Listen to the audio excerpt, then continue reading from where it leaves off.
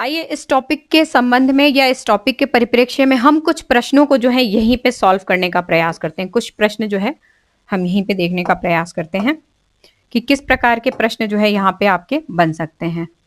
Question 1,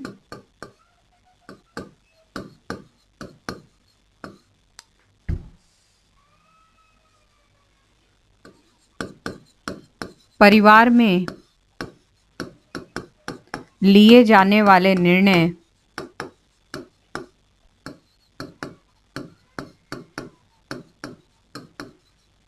कितने प्रकार के होते हैं?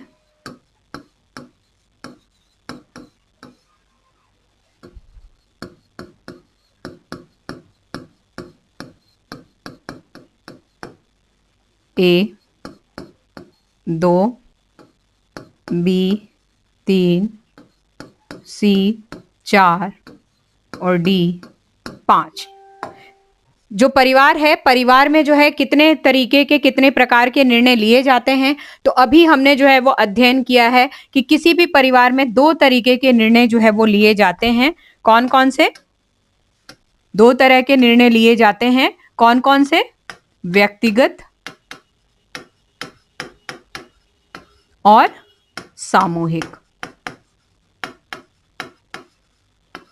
ठीक है, नेक्स्ट आए, अगले प्रश्न पे आते हैं। क्वेश्चन 2, किस प्रकार के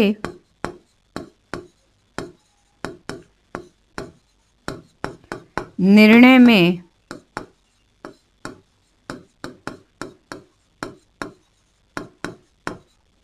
विकास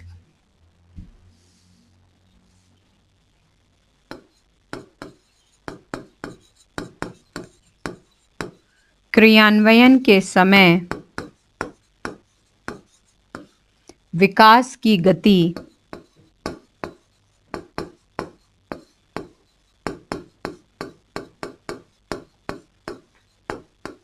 मंद होती है?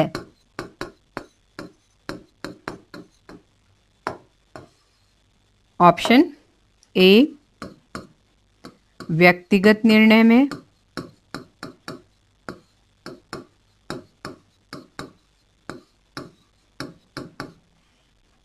सामूहिक निर्णय में,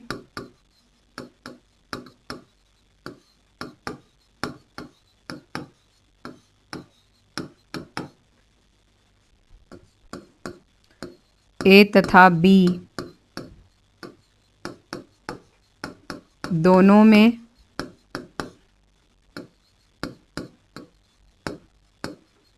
इनमें से किसी में नहीं। ठीक है, ये प्रश्न हमारे पास आया। किस प्रकार के निर्णय में क्रियान्वयन के समय, यानी कि जो आप डिसीजन ले लेते हैं उस डिसीजन के पश्चात जब आप उसको एग्जीक्यूट करते हो उस कार्य को, तो एग्जीक्यूशन के समय विकास की जो गति होती है वो क्या? मंद होती है। ठीक है, विकास की गति को जो है वो मंद बोला जा रहा है। तो किस प्रकार के निर्णय में जो है जब एग्जीक्यूशन हम लोग करते हैं, निर्णयों को जब क्रियान्वित करते हैं तो उसकी जो गति होती है वो किसमें? मंद होती है। तो यदि हम मंद गति को देखें तो ये मंद गति सामूहिक निर्णयों में होती है, क्योंकि इसमें 2 या 2 से अधिक सदस्य जो है इन्वॉल्व होते हैं।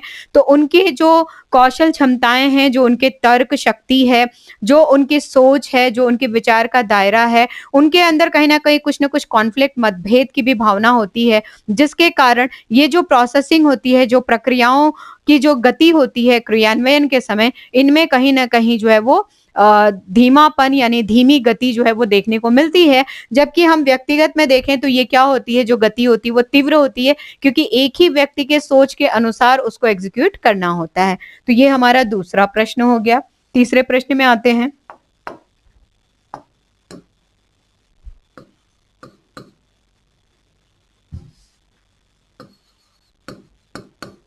मॉर्गन के अनुसार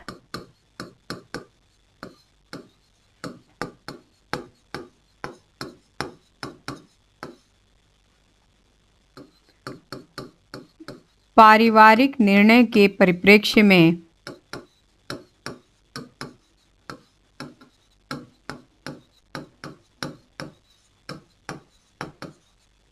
परिप्रेक्ष्य में सामूहिक रूप से लिया जाने वाला निर्णय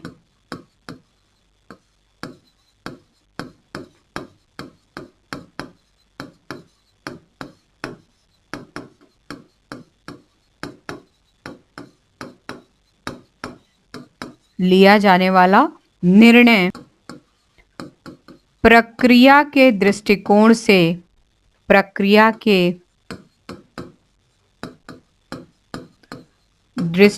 से कितने चरणों में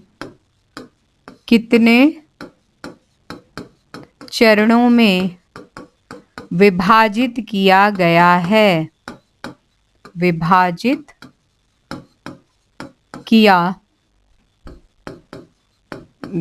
है, ए 2, बी 3, सी 4 और डी 5। देखें, प्रश्न है, मॉर्गन के अनुसार पारिवारिक निर्णय के परिप्रेक्ष्य में जो सामूहिक रूप से लिया जाने वाला निर्णय है, यदि प्रक्रिया के दृष्टिकोण से देखें तो उनको कितने स्टेप्स में यानी कि कितने चरणों में जो है वो विभाजित किया गया है। तो यदि हम लोग मॉर्गन के अनुसार सामूहिक निर्णयों की बात करते हैं, प्रक्रियाओं की बात करते हैं और उन प्रक्रियाओं में स्टेप्स की बात करते हैं, तो ये जो है 2 स्टेप्स में विभाजित किए गए हैं। कौन कौन से 2 स्टेप्स हैं? जो पहला स्टेप है, जैसा कि हमने अभी पढ़ाई है, अभी अध्ययन किया है, फर्स्ट स्टेप में जो है व्यक्ति के या जो सदस्य है व्यक्ति के कौशल,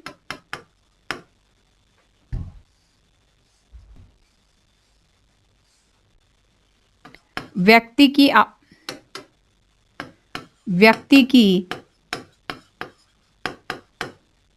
आवश्यकताएं,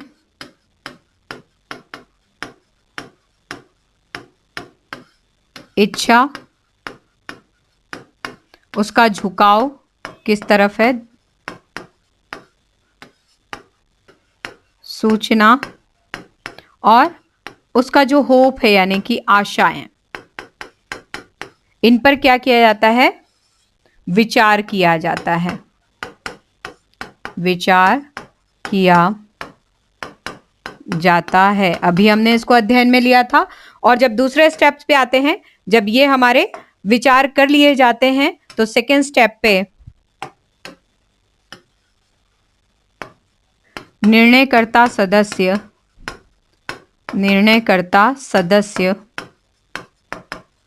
निर्णय को परिवार के अन्य सदस्यों के साथ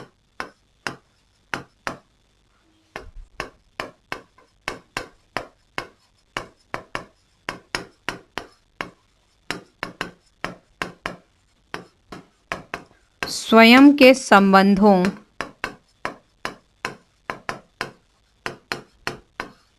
के विषय में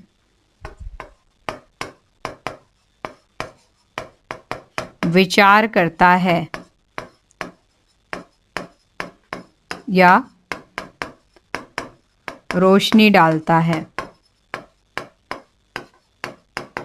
ठीक है, प्रश्न था हमारे पास, मॉर्गन के अनुसार पारिवारिक निर्णय के परिप्रेक्ष्य में सामूहिक रूप से जो लिया जाने वाला निर्णय है, यदि प्रक्रिया के दृष्टिकोण से देखें तो उसे कितने स्तरों में, कितने चरणों में, कितने स्टेप्स में जो है वो विभाजित किया गया। तो 2 स्टेप्स में विभाजित किया गया, जिसमें जो प्रथम स्टेप है उसमें जो निर्णय लेने वाले जो सदस्य हैं, उनकी जो आवश्यकताएं हैं, उनकी इच्छाएं हैं, उनके झुकाव हैं या उनकी जो आशाएं होती हैं या फिर उनकी जो सूचना से संबंधित जितने भी प्रक्रम होते हैं, इन सब पे क्या किया जाता है? विचार किया जाता है। और सेकेंड स्टेप पे जाते हैं तो जो निर्णयकर्ता सदस्य होते हैं, उन सदस्यों का परिवार के अन्य सदस्यों के साथ किस प्रकार से संबंध स्थापित होता है, इस चीज पे, इस तथ्य पे जो है वो विचार किया जाता है। तो ये हमारा तीसरा प्रश्न रहा। एक आध प्रश्न और देख लेते हैं। चौथा प्रश्न,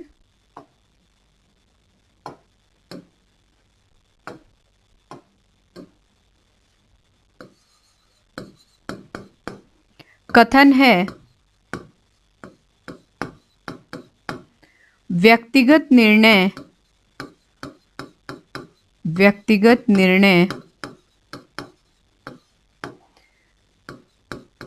एक व्यक्ति के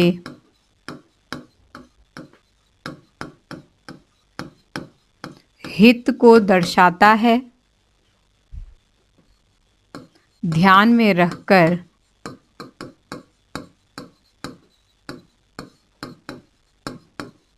लिया जाता है। कारण सामूहिक निर्णय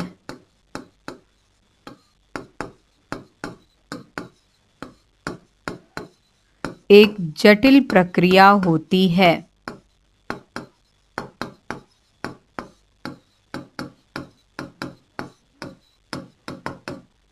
इस प्रश्न से संबंधित हमारे पास कुछ कूट हैं, कूट को देखते हैं। कूट ए तथा आर दोनों सत्य हैं तथा आर ए की सही व्याख्या है।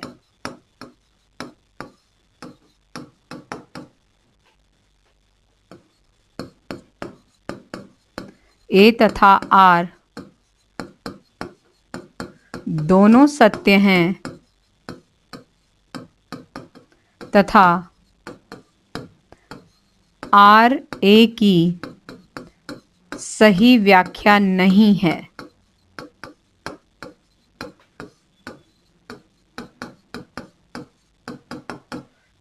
नेक्स्ट, ए सही है, ए सही और आर गलत है।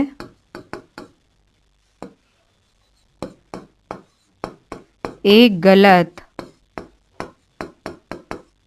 और आर सही है। ये देखें हमारे सामने ये प्रश्न आया। प्रश्न को एक बार आप ध्यान से पढ़ें, ध्यान से देखें। कथन और कारण के प्रश्न हैं।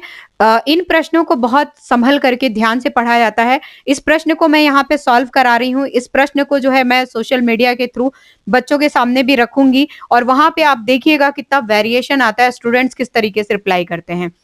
कथन है व्यक्तिगत निर्णय, व्यक्तिगत निर्णय इंडिविजुअल डिसीजन की बात हो रही है यहाँ पे।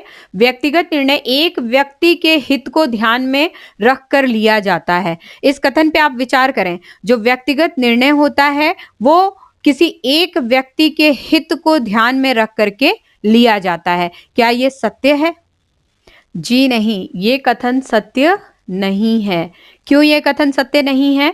जब हम व्यक्तिगत निर्णय की बात कर रहे हैं तो व्यक्ति जो है वो एक ही है, निर्णय लेने वाला व्यक्ति जो है वो क्या है? एक ही है। लेकिन इस प्रकार के निर्णय को भी जो है वो दो भागों में हम देख रहे हैं। एक तो जो है व्यक्ति स्वयं के लिए ले रहा है और एक व्यक्तिगत रूप से ही कोई एक ही व्यक्ति ले रहा है लेकिन किसी अन्य व्यक्ति के लिए ले रहा है।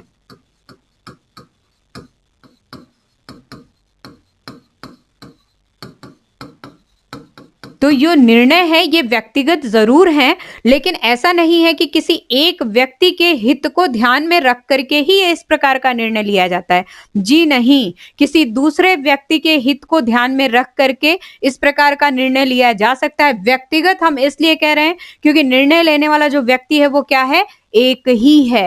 ओनली वन पर्सन है जो इस निर्णय को ले रहा है, लेकिन वो निर्णय स्वयं के लिए भी वो ले सकता है व्यक्तिगत निर्णय के परिप्रेक्ष्य में हम लोग देखें तो। और निर्णय लेने वाला व्यक्ति वही हो सकता है जो स्वयं के लिए ले रहा है, वही निर्णय वो किसी और के लिए भी ले सकता है। यानी कि एक ही व्यक्ति निर्णय लेने की प्रक्रिया में इन्वॉल्व है, लेकिन यह आवश्यक नहीं है कि केवल वो एक ही व्यक्ति के लिए यानी कि अपने लिए ही निर्णय ले।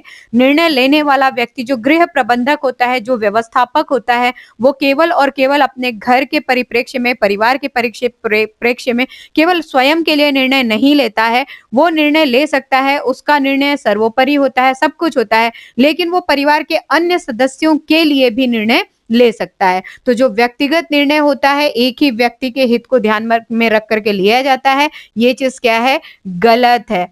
ये व्यक्तिगत निर्णय भी जो है दूसरे व्यक्ति के हितों को ध्यान में रख करके या सभी सदस्यों को परिवार के ध्यान में रख करके लिया जा सकता है। और कारण बताया जा रहा है सामूहिक निर्णय एक जटिल प्रक्रिया होती है।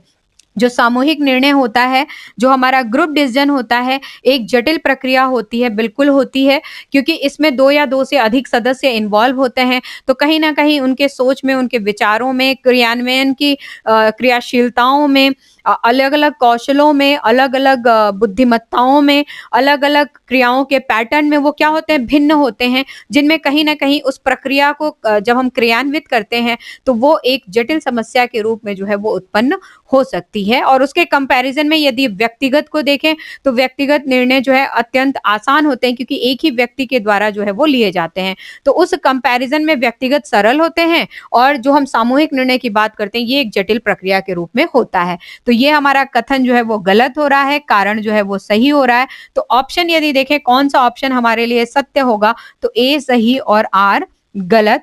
ए गलत और आर सही, हमारा जो डी ऑप्शन है वो क्या होगा, इस प्रश्न का सही उत्तर होगा। तो इस प्रकार से जो है आपके इस टॉपिक से हमने टॉपिक को पूरा अध्ययन भी कर लिया, टॉपिक के बारे में पूरा डिटेल पढ़ भी लिया, उसके बारे में समझ भी लिया। हमने व्यक्तिगत निर्णय और सामूहिक निर्णय में कंपैरिजन भी कर लिए कि उनके आपस में कंपैरिजन क्या होते हैं, और उनसे संबंधित जितने प्रश्न बन सकते हैं, लगभग कुछ प्रश्नों को जो है यहाँ पे मैंने सॉल्व कराने की कोशिश की। तो आपकी प्रैक्टिस और अच्छी बन जाएगी इनसे। आगे के जो टॉपिक हैं वो हम अगली कक्षा में पढ़ेंगे।